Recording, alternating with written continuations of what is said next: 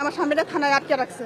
রাখার পরে 3 দিন আমরা আমার স্বামীর সাথে দেখা করছি, খাবার দিয়েছি, দিয়ে চলে আসছি। চতুর্থ দিন 8 তারিখে যখন আমি খাবার নিয়ে গেছি, তখন আমাকে বলতেছে যে আপনার স্বামী এখানে নাই। তো কোথায় গেছে আমরা জানি না, তাকে আমরা গ্রেফতার করিনি। তারপর থেকে আমার স্বামী যে গ্রেফতার করছে এই বিষয়টা সম্পূর্ণ অস্বীকার করছে। গত বছরের 4 আগস্ট সাতক্ষীরা সদর থানা পুলিশ হেফাজত থেকে স্বামী জনির নিখোঁজের ঘটনাটি এভাবে বর্ণনা করছিলেন জেসমিন নাহার।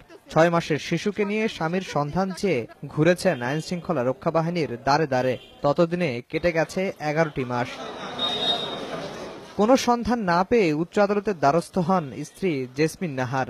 নড়ে চড়ে বসে উচ্চ আদালত। গঠন করা হয় বিচার বিভাগীয় তদন্ত কমিটি। যে কমিটি পুলিশ হেফাজত থেকে জনির নিখোঁজের সত্যতা পান। এজন্য থানার ওসি, এসআই ও জেলা পুলিশ সুপারের দায় রয়েছে বলে আদালতে প্রতিবেদন দাখিল করা হয়। আশার আলো দেখতে শুরু করেন জনির পরিবার।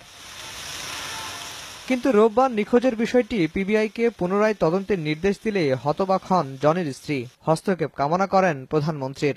যদিও আদালত গুরুত্ব সহকারে বিষয়টি তদন্তে পুলিশ মহাপরিদর্শককে আদেশ দিয়েছেন। মহামান্য আদালত সন্তুষ্ট হয়ে এটা পুনরায় একটা তদন্ত প্রতিবেদনের জন্য পিবিআইকে একটা নির্দেশ দিয়েছে। সেখানে যে আসামিরা ছিল সেই আসামিরাও সেখানে স্বীকার করছে যে তার সাথে একই সাথে থানাতে রাখা হয়েছিল। পরেও বিচারক কেন যে পিপিআই হাতে দিচ্ছে তদন্তের, এটা আমি বুঝতে পারছি না। কারণ আমার এইটুকু বাচ্চাকে নিয়ে আমি প্রেগনেন্সি অবস্থায় এই পর্যন্ত আসছি।